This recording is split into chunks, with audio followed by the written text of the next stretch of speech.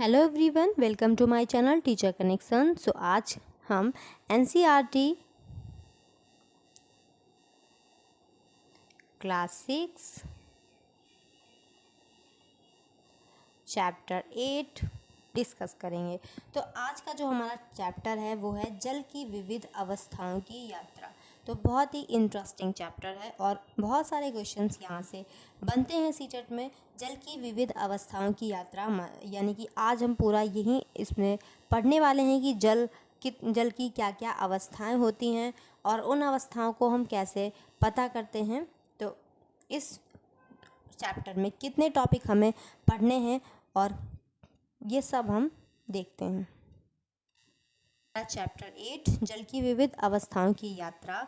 तो इस चैप्टर में टोटल 7 टॉपिक हैं। तो पार्ट 1 में हम 4 टॉपिक करने वाले हैं और पार्ट 2 में हम आगे के 3 टॉपिक करने वाले हैं। तो ये हमारा पार्ट 1 रहेगा जिसमें हम करने वाले हैं 4 टॉपिक। तो ये कौन कौन से टॉपिक होंगे आइए डिस्कस करते हैं। तो हमारा फर्स्ट टॉपिक होगा जल के विलुप्त होने की क्रिया की जांच। मतलब जल कैसे गायब हो जाता है, कैसे ठोस में बदल जाता है, कैसे द्रव में बदल जाता है, द्रव अवस्था से ठोस में बदलकर जल कैसे विलुप्त हो जाता है। और एक और रहस्य है, तो ये तो रहस्य चैप्टर में ही ओपन होगा कि ये क्या रहस्य है। थर्ड टॉपिक है हमारा जल की विभिन्न अवस्थाएं क्या है, जल की कितनी अवस्थाएं होती हैं और हम उनकी पहचान किस प्रकार से करते हैं और उनके एग्जाम्पल्स क्या हैं, ये हम टॉपिक थर्ड में डिस्कस करेंगे। टॉपिक फोर्थ में हम डिस्कस करेंगे हम जल की अवस्था कैसे परिवर्तित करते हैं। मतलब जल द्रव अवस्था से ठोस अवस्था में, ठोस से वाष्प में, ये सब कैसे वाष्पित होता है जल, ये सारी चीज़ें हम टॉपिक नंबर 4 में डिस्कस करेंगे। तो बहुत ही इंटरेस्टिंग चैप्टर होने वाला है और थोड़ा सा बड़ा है चैप्टर। तो टॉपिक 1 है जल के विलुप्त होने की क्रिया की जांच। तो चलते हैं अपने टॉपिक की ओर, जल की विविध अवस्थाओं की यात्रा। अपने चैप्टर को स्टार्ट करते हैं। यदि पर्याप्त वर्षा नहीं होती है तो विशाल समुद्र भी सूख जाएंगे। तो ये एक बहुत प्यारी कोटेशन और बिल्कुल सही लिखा हुआ है कि यदि वर्षा पर्याप्त नहीं होती है तो कितना भी विशाल समुद्र हो, जब पानी ही नहीं बरसेगा तो वो भी एक दिन सूख जाएगा। तो ग्रीष्म काल में आवी और थिरव शिकंजी का आनंद ले रहे थे। शिकंजी में बर्फ देखकर थिरव के मन में अनायास ही आया कि बर्फ और वह जल की प्रकृति के बारे में क्या विचार है। मतलब वह सोचने लगता है, बच्चे सोचते हैं कि छूने पर बर्फ ठोस लगती है और इसे हम अपने हाथों में पकड़ भी लेते हैं, जबकि जल को इस तरह से पकड़ा नहीं जा सकता, इसीलिए ये दोनों भिन्न भिन्न पदार्थ होंगे। तो दूसरा बच्चा कहता है नहीं, ये दोनों एक ही पदार्थ हैं। आवी के विचार थिरव से अलग कैसे हैं, आइए जानते हैं। हम जल को प्रेसितित्र यानी कि रेफ्रिजरेटर के अंदर हिमीकरण यंत्र फ्रीज़र में रखते हैं और जांचते हैं कि क्या बर्फ़ में परिवर्तित हुआ। दूसरा बच्चा कहता है हाँ, मैं जानता हूँ कि जब जल को हम रेफ्रिजरेटर में यानी कि फ्रीजर में रखेंगे तो जल क्या होगा, बर्फ़ में परिवर्तित हो जाएगा। फ्रीजर के अंदर बर्फ़ में कुछ मिल जाता होगा। तो इस तरीके से यह लड़का जो कि थिरव है अपना विचार देता है, लेकिन हम इसकी सही जांच करेंगे आगे के चैप्टर में। तो हमारा टॉपिक 1 स्टार्ट हो गया है। जल के विलुप्त होने की क्रिया की जांच करनी है हमें। वर्षा काल की एक सुबह विद्यालय जाते समय आवी और थिरव देखते हैं कि खेल के मैदान में कई गड्ढे हैं जिनमें जल भरा हुआ है। जब शाम को वे मैदान खेलने गए तो उन्हें यह देखकर आश्चर्य हुआ कि कुछ गड्ढों में से तो जल की मात्रा कम हो गई है। क्या आपने कभी गड्ढों में जल को विलुप्त होते देखा है या कहाँ जाता है? तो थिरव सोचने लगता है कि मुझे लगता है कि खेल के मैदान की मिट्टी ने पानी सोख लिया होगा। आपने जल को और कहाँ विलुप्त होते देखा है? आप कोई संभावित कारण सोच सकते हैं ऐसा क्यों होता है। आपने देखा होगा कि बर्तन धोने के कुछ समय बाद बर्तनों की सतह पर जो जल होता है वो भी सूख जाता है। क्या आपके द्वारा पहले सोचा गया है कि जल कहाँ चला जाता है? आवी सोच रही थी कि बर्तनों की सतह से जल रिस गया होगा। थिरव सोचता है कि बर्तनों की सतह से जल नहीं रिसता है क्या। तो इस तरीके से अब हम यह जांच करेंगे कि जल कहाँ गया। यदि स्टील की प्लेट से जल नहीं रिसता है तो फिर जल कहाँ गया? यह जल गैसीय अवस्था में परिवर्तित हो जाता है और जिसे जल वाष्प कहते हैं। तो ये जल क्या होता है कि जो हमारा जल होता है वो स्टील की प्लेट से तो रिसता नहीं है, तो फिर वो कहाँ जाएगा? जल क्या होता है? गैसीय अवस्था में परिवर्तित हो जाता है और जिसे हम जल वाष्प कहते हैं। जल वाष्प हम किसे कहते हैं? जल का गैसीय अवस्था में परिवर्तित होना ही जल वाष्प कहलाता है। जल वाष्प जल की दूसरी अवस्था है। जल वाष्प क्या है? जल की दूसरी अवस्था है। जैसे कि हमने पहले ही कहा कि हम इस टॉपिक में डिस्कस करेंगे कि जल की कितनी अवस्थाएं होती हैं। गर्म तवे पर जो जल छिड़का जाता है वह भाप में बदल जाता है। भाप वास्तव में जल वाष्प है जिसका कुछ भाग जल की बूंदों में परिवर्तित हो जाता है।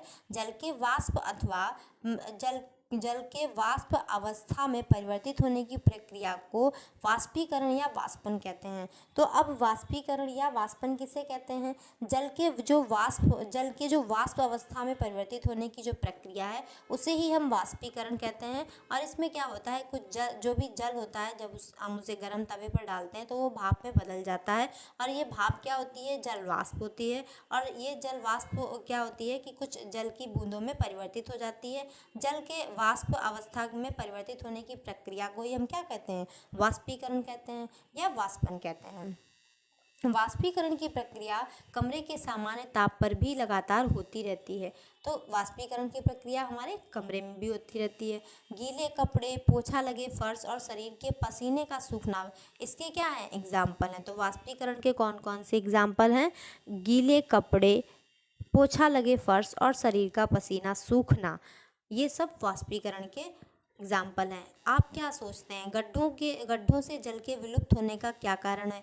क्या यह भूमि में जल के रिसाव के कारण विलुप्त हो गया या जल के वाष्पीकरण के कारण या इन दोनों के कारण? तो इन दोनों के ही कारण क्या हो सकता है? जल विलुप्त हो सकता है।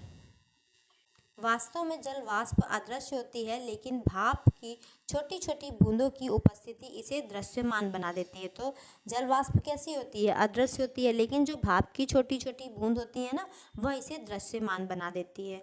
तो हाथ में हम जैसे ही हाथ में सैनिटाइजर लेते हैं और वह विलुप्त हो जाता है क्योंकि उसमें अल्कोहल होता है, तो क्या होता है? वह विलुप्त हो जाता है। तो एक और रहस्य क्या है? अब ये रहस्य क्या है जानेंगे। अगले दिन आवी और थिरव और उसके मित्र शिकंजी बनाने का फैसला करते हैं। तैयारी के दौरान वे कांच के गिलास में ठंडा जल लेते हैं और उसमें बर्फ़ के टुकड़े डालते हैं। कुछ मिनट के बाद उन्हें कांच के गिलास की बाहरी सतह पर कुछ रोचक दिखाई देता है। तो कांच के बाहरी सतह पर वो क्या देखते हैं? 5 मिनट तक बिना हिला डुलाए रखते हैं और बर्फ़ डालते हैं और इसमें वो अवलोकन करते हैं कि गिलास की बाहरी सतह को छूकर पता चलता है कि यहाँ कोई परिवर्तन नहीं हुआ है। देखिए, ये जो कांच की गिलास है जिसमें ठंडा जल है, बर्फ़ के टुकड़े पड़े हैं, इसके बाहर कुछ छोटी छोटी बूंदें जमा हो जाती हैं।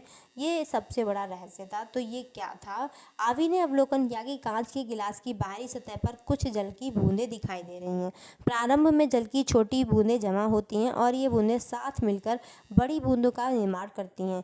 आप उपयुक्त प्रक्रिया को धातु के पात्र में भी कर सकते हैं और यह देख सकते हैं कि जल की बूंदें कहाँ से आईं। जल की बूंदें कहाँ से आईं? कांच के गिलास की बाहरी सतह पर जल की बूंदों की उपस्थिति को समझाते हुए उसके क्या कारण हैं? हो सकता है कि कांच के गिलास से बर्फ निकलकर पिघल गई हो, ऐसा हो सकता है क्या? सब लोग अपने कारण देते हैं। मुझे लगता है कि कांच के गिलास से कुछ जल रिस गया होगा। नहीं, रिस नहीं सकता। कांच के गिलास में जल का स्तर कम नहीं हुआ, या कम हुआ होगा परंतु इतना भी नहीं हुआ होगा कि देखा जा सके। अब सभी बच्चे अपने अपने विचार रखते हैं। एक लंबी और संकीर्ण बोतल में जल के स्तर में हुआ मामूली परिवर्तन भी सहजता से दिख जाता है। सामान्य तापमान पर हम किसी और गिलास में जल ले सकते हैं और पता लगा सकते हैं कि कहीं जल का रिसाव तो नहीं हो रहा है। तो संभावित कारणों पर चर्चा की एक श्रृंखला थी। अब हम आगे जानते हैं कि यह कैसे हुआ।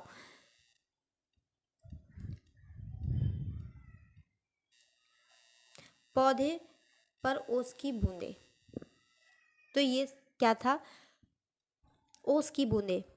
आपने पौधे पर ओस की बूंदें देखी होगी। हमें सुबह के समय ओस की बूंदें अधिक क्यों दिखाई देती हैं? अब जब हम आधे भरे बर्तन में जल उबालकर उसे स्टील की प्लेट से ढक देते हैं, जल की कुछ बूंदें प्लेट की भीतरी सतह पर जमा हो जाती हैं। ये जल की बूंदें कहाँ से आती हैं? तो पहला क्वेश्चन था हमारा, ये गिलास के बाहर जल की बूंदें कहाँ से आएँ। दूसरा हमारा, पौधों पर जल की बूंदें कहाँ से आएंगे? ओस की बूंदें होती हैं जब वायु। तो अब हमारे पास इसका आंसर है कि जब वायु विद्यमान जल वाष्प ठंडी सतह के संपर्क में आती है तो जल की बूंदें बनती हैं। कब बनती हैं जल की बूंदें? जब वायु में विद्यमान जल वाष्प है वो ठंडी सतह के संपर्क में आती है तो जल की बूंदें बनती हैं। जल वाष्प के द्रव अवस्था में परिवर्तन की प्रक्रिया हमें क्या कहलाती है? संघनन कहलाती है। ये क्या प्रक्रिया थी? जल वाष्प का द्रव में परिवर्तित हो जाना कैसी प्रक्रिया है? संघनन प्रक्रिया है। जल वाष्प का द्रव में परिवर्तित हो जाना, जल वाष्प का द्रव में परिवर्तित हो जाना संघनन कहलाता है। क्या कहलाता है? संघनन कहलाता है। क्या आपके निष्कर्ष आपके पूर्वानुमानों से मेल खाते हैं? आपने कांच के गिलास पर जल की कुछ बूंदें देखी होंगी। वायु से जल वाष्प कांच के गिलास की ठंडी सतह के संपर्क में आती है और संघनन के कारण कांच के गिलास पर जल की बूंदें जो हैं वो परिवर्तित हो जाती हैं। डिजिटल तराजू पर ली गई रीडिंग अब बढ़ गई है। क्या हम यह निष्कर्ष निकाल सकते हैं कि जल का रिसाव गिलास की सतह से नहीं हो रहा है? हम यह भी निष्कर्ष निकाल सकते हैं कि गिलास के बाहर एकत्रित जल केवल संघनन के कारण है। कांच के गिलास पर जल स्तर को एक स्थायी मार्क या पारदर्शी टेप से चिन्हित कर देते हैं। फिर अवलोकन करते हैं कि कांच के गिलास में जल का स्तर नीचे नहीं जाता है। तो ये क्या है? कांच के गिलास के बाहर जो हमारा जल एकत्रित हुआ था वो किसके कारण हुआ था? संघनन के कारण हुआ था। और अधिक जानते हैं कि वायु में जल वाष्प की मात्रा को आर्द्रता कहा जाता है। जो वायु होती है ना, उसमें जो जल वाष्प की मात्रा होती है उसको हम क्या कहते हैं? आर्द्रता कहते हैं। आपने सुना होगा आर्द्र जलवायु। आपके क्षेत्र में दैनिक आर्द्रता और आंकड़ों को समाचार पत्रों और अन्य स्रोतों में बताया जाता है। एक वर्ष के आंकड़े संकलित करने हैं और यदि कोई पैटर्न है तो उसका अध्ययन करना है। आगे बढ़ते हैं। आगे जो हमारा टॉपिक है वो टॉपिक 3 है, जल की विभिन्न अवस्थाएं क्या हैं। तो अब हम तीसरे टॉपिक की तरफ बढ़ चुके हैं। अब तक हमने 2 टॉपिक देखे। आई होप आपको समझ में आए होंगे। जो हमारा फर्स्ट टॉपिक था वो जल के विलुप्त होने की क्रिया थी, मतलब जल कैसे पानी से बर्फ बन जाता है और विलुप्त हो जाता है, गड्ढों से कैसे विलुप्त हो जाता है। तो जल के वाष्पित होने की जो प्रक्रिया थी वो टॉपिक फर्स्ट में थी। और एक और जो रहस्य था, जो पानी के बाहर गिलास की बूंदें जमा हो जाना और ओस की बूंदें जमा हो जाना, वो किस प्रक्रिया के कारण था? संघनन प्रक्रिया के कारण था। तो इस तरीके से हमारे 2 टॉपिक कंप्लीट हुए। अब हम थर्ड टॉपिक में जानेंगे कि जल की कौन कौन सी अवस्थाएं होती हैं। जल एक ऐसा पदार्थ है जिसकी तीनों अवस्थाएं हमारे दैनिक जीवन में देखी जा सकती हैं। ठोस अवस्था में यह बर्फ के रूप में विद्यमान रहता है और गर्म करने पर पिघलकर द्रव अवस्था में परिवर्तित हो जाता है, और अधिक गर्म करने पर जल अपनी गैसीय अवस्था में परिवर्तित हो जाता है। तो जल की विभिन्न अवस्थाएं हैं। कौन कौन सी अवस्थाएं हैं? आइए जानते हैं। ठोस, द्रव और गैसीय अवस्था में जल के गुणों में क्या अंतर होता है? तो जल की यहाँ पर हमें 3 अवस्थाएं बताई गई हैं, ठोस, द्रव और गैस। ठोस अवस्था में क्या होता है? बर्फ। बर्फ क्या है? जल की एक ठोस अवस्था है, अपना आकार बनाकर रखती है। बर्फ क्या करती है? अपना आकार बनाकर रखती है, चाहे उसे किसी भी पात्र में रखा जाए, मतलब जिस तरीके का पात्र होता है बर्फ वही आकार ले लेती है। तो जल उसी पात्र का आकार ले लेता है जिसमें उसे डाला जाता है। जैसे आप कटोरी में रखेंगे, जैसे कि गिलास में रखेंगे, किसी बड़े बर्तन में रखेंगे, तो उसी तरीके का जल क्या होता है? आकार लेकर बर्फ बन जाता है। बर्फ नहीं बहती है और ना ही फैलती है। तो अगला जो हमारा जल की जो दूसरी अवस्था है वो है द्रव अवस्था, लिक्विड फॉर्म। लिक्विड फॉर्म क्या होता है? जल क्या होता है? बहता है, द्रव अवस्था में बहता है और अपना आकार भी बदलता है। जल का कोई निश्चित आकार नहीं होता है, या जिस पात्र में रखा जाता है उसी पात्र का आकार ले लेता है, लेकिन जल का आयतन स्थिर रहता है। जल में भी फैलने का गुण होता है। क्या जल में भी फैलने का गुण होता है? हाँ, जल में भी फैलने का गुण होता है। जल में आयतन स्थिर रखते हुए भी फैलने का गुण होता है। तो थर्ड जो हमारी जल की अवस्था है वो है जल वाष्प, जिसे हम बोलते हैं गैसीय अवस्था। समस्त उपलब्ध स्थान में फैल जाने का गुण प्रदर्शित करती है गैसीय अवस्था। गैस निश्चित आकार धारण नहीं करती है। जल वाष्प सामान्य ताप पर भी विद्यमान रहता है। जल वाष्प जो नॉर्मल टेम्परेचर होता है उस पर भी हम विद्यमान रहता है। यद्यपि हमारे लिए अदृश्य है या हमारे पास की वायु में विद्यमान है। कपड़े सुखाने या फर्श पर पोछा लगाने जैसी गतिविधियों में क्या होती है, वाष्पित हो जाती है। वाष्पित होने वाला जल हमारे चारों ओर की वायु में जल वाष्प में योगदान देता है। तो हमने जल की 3 अवस्थाओं को जाना। अब आप जल की 3 अवस्थाओं से परिचित हो चुके हैं। कुछ अन्य पदार्थ भी इन अवस्थाओं को प्रदर्शित करते हैं, जैसे और सारे एग्जाम्पल देखते हैं जो जल की अवस्थाओं को या इसी तरह का कुछ मिलता जुलता। मोम, तेल और घी जो है। आइए ठोस, द्रव और गैस के कुछ और उदाहरण हैं, अपने आसपास देखना है हमें। उदाहरण है पत्थर, लकड़ी, बर्तन भी हो सकते हैं। द्रव पदार्थों के अन्य उदाहरण क्या हो सकते हैं, दूध, तेल हो सकते हैं। तो इस तरीके से हमें अपने रसोई घर में आपने देखा होगा कि खाना पकाने की गंध को अनुभव कर सकते हैं। मतलब जब हमारे किचन में खाना बनता है तो हमें उसकी स्मेल आती है, तो यह गंध हम तक कैसे पहुंचती है। स्वादिष्ट खाना पकने की सुगंध वायु के माध्यम से फैलती है और हमारी नाक तक पहुंच जाती है। भले ही हम रसोई घर में ना हो, फिर भी हमारी नाक तक पहुंच जाएगी। तो अब हम देखते हैं ऑक्सीजन और कार्बन डाइऑक्साइड, ये भी गैसीय फॉर्म है। तो आगे हम देखते हैं हम जल की अवस्था कैसे परिवर्तित कर सकते हैं। तो अब तक हमने 3 टॉपिक समझे। अब हम अपने 4th टॉपिक की तरफ हैं। हम जल की अवस्था को कैसे चेंज कर सकते हैं, कैसे परिवर्तित कर सकते हैं। तो अब हम देखते हैं कि जल ठोस, द्रव और गैसीय अवस्था में विद्यमान है। आप जल की अवस्था कैसे परिवर्तित करते हैं। आप बर्फ को तुरंत उसकी द्रव अवस्था अर्थात जल में कैसे परिवर्तित कर सकते हैं। यदि हम बर्फ को जल को जल वाष्प में परिवर्तित करना है तो हमें ऊष्मा की आपूर्ति करनी होगी। यदि हमें जल को बर्फ में परिवर्तित करना है तो क्या करना होगा, जल को ठंडे वातावरण जैसे हिमीकरण यंत्र फ्रीजर में रखना होगा। तो इससे जल क्या होगा, जम जाएगा, बर्फ में परिवर्तित हो जाएगा और बर्फ बाहर निकालने पर पिघल जाती है जो कि जल में परिवर्तित हो जाती है। तो यहाँ पर इन्होंने कहते हैं कि जब हम जल को बर्फ बनाएंगे तो हम उसे फ्रीजर में रखेंगे, और जब हम बर्फ़ से जल बनाएंगे तो हमें उसको कुछ ऊष्मा या ताप पर रखना होगा, जिससे क्या होगा, वो फिर से द्रव अवस्था में आ जाएगा। तो मोमबत्ती जो मोम से बनती है, इसका एक उदाहरण है।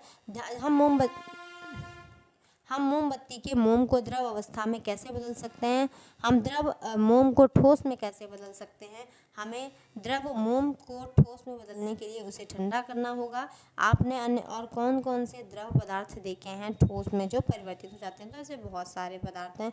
आपने शीतकाल में नारियल के ठोस तेल को भी ठोस अवस्था में परिवर्तित होते देखा होगा। तो और भी हमें जानना है कि वायुमंडलीय जल जनित्र यानी AWG मशीनें जो हैं वो पानी पीने योग्य जल बनाने के लिए आर्द्र वायु से जल को एकत्र करती हैं, और यह कार्य वायु को ठंडा कर जल वाष्प के संघनन के माध्यम से किया जाता है। तो संघनन की प्रक्रिया से हम क्या करते हैं, वायुमंडल से जल को एकत्रित करके संघनन के माध्यम से किया जाता है। यह प्रक्रिया बर्फ के ठंडे जल से भरे कांच के गिलास के बाहर पानी की बूंदों को बनने के समान है। तो इस तरीके से हम पीने का जल संघनन की प्रक्रिया के माध्यम से एकत्रित करते हैं। तो हम देखते हैं कि जब पानी व अन्य पदार्थ गर्म व ठंडे करने पर अपनी अवस्था को बदल देते हैं, ठोस के द्रव अवस्था में परिवर्तित होने की जो प्रक्रिया है पिघलना कहते हैं। द्रव के ठोस अवस्था में परिवर्तित होने की प्रक्रिया को हिमीकरण कहते हैं। देखिए, जब ठोस से द्रव अवस्था में परिवर्तित होता है तो इस प्रक्रिया को पिघलना कहते हैं, और जब द्रव से ठोस अवस्था में परिवर्तित होता है तो इसे हम हिमीकरण कहते हैं। तो इस तरीके से हमने बहुत कुछ जाना। तो हमारा जो पार्ट 1 था, इसमें हमारे 4 टॉपिक जो हैं वो कंप्लीट होते हैं। तो अब हम मिलेंगे पार्ट 2 में। Thanks for watching. मिलते हैं नेक्स्ट वीडियो में।